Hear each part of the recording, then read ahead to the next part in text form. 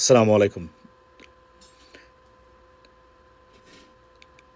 অন্যের জন্য গর্ত খুঁড়লে সেই গর্তেই পড়ে আপনাকে মরতে হয়। মানে এই ধরনের একটা প্রবাদ বাক্য বা প্রভার্ব বাজারে প্রচলিত আছে। অনেক ক্ষেত্রেই সেটা সত্য, অনেক ক্ষেত্রেই মানে সত্য নয়। বলতে পারেন এক ধরনের মানে মিথ। বাট এটা সত্যিকার অর্থেই এবার মানে সত্যে পরিণত হয়েছে ভারতীয়দের ক্ষেত্রে। কিভাবে? আমি আপনাদেরকে বলি খুলে। ভিডিওটা দেখবেন মনোযোগ দিয়ে। প্রেসিডেন্ট ট্রাম্প, আপনারা জানেন তো, প্রেসিডেন্ট ট্রাম্পকে নির্বাচিত করার জন্য ভারতীয় পূজা, ভারতীয়দের উল্লাস, উদ্দীপনা সব দিক দিয়ে। ওয়াই? প্রথম কারণ, তারা যে কারণে প্রেসিডেন্ট ট্রাম্পকে তারা সমর্থন করতে মানে করেছেন সেকেন্ড বার, বা এই কারণে উনি একজন মুসলিম বিদ্বেষী তারা মনে করেন। ওনার কিছু কন্ট্রোভার্সিয়াল কথাবার্তায় মুসলমানদের বিরুদ্ধে গেছে, মুসলিম ব্যান্ড থেকে শুরু করে আপনারা নিশ্চয়ই জানেন, যে কারণে তারা মনে করেন Trump is the right person. Trump is the right person to punish Muslims in the United States. Not only in the United States, but also in Pakistan, Bangladesh, so on.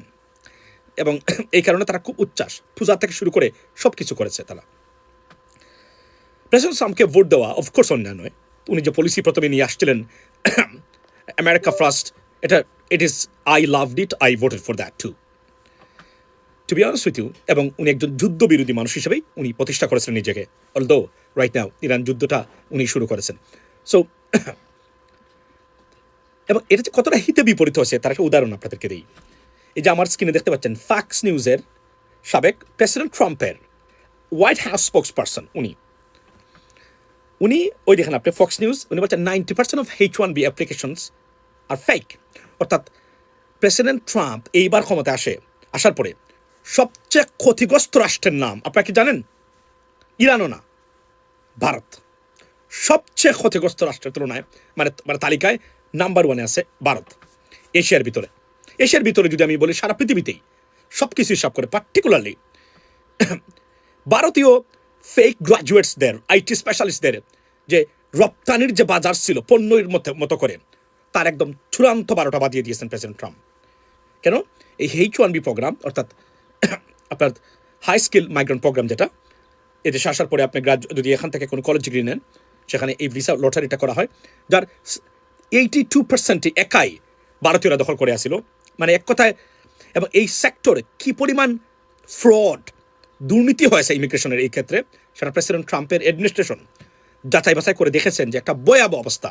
রীতিমতো ভারতীয়রা হাজার হাজার লক্ষ লক্ষ ভারতীয় যারা আছেন তারা এখন হতাশ, কারণ এই এক্সেলেন্ট প্রোগ্রামটাকে এমনভাবে বিতর্কিত, এমনভাবে অ্যাবিউজ করেছেন ভারতীয়রা, যা আটকে উঠেছেন মানে মার্কিন প্রশাসন বর্তমানে তদন্ত করতে গিয়ে ধরা পড়েছেন। এবং যে কারণে যারা H-1B ভিসা এসেছিলেন, সবার ভিসা, অনেকের ভিসা রিভিউ হচ্ছে, চলে যেতে বাধ্য হচ্ছেন, ফ্রডে ধরা খেয়েছেন, মারাত্মক চলছে, এবং এটাকে একদম নামিয়ে এনেছেন। যে কারণে এই বছর 27% মানে কম অ্যাপ্লিকেশন পড়েছে শুধু ভারত থেকেই, কল্পনা করতে পারেন। এবং এটা আরও অনেক দূর যাচ্ছে।